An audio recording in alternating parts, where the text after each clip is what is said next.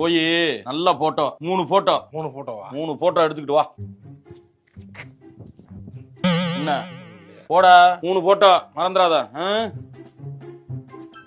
ஐயா நமக்கு பொண்ணு பாக்குறாங்க போல இருக்கு. 3 போட்டோ கேட்டுட்டாளப்பா. நல்ல காட செம்மையா எனக்கு ஒரு பிபி எடுத்தான். அதை எடுத்து கொடுத்துட வேண்டியதான். பார்த்தோனே பிடிச்சிருக்கு. ஐயா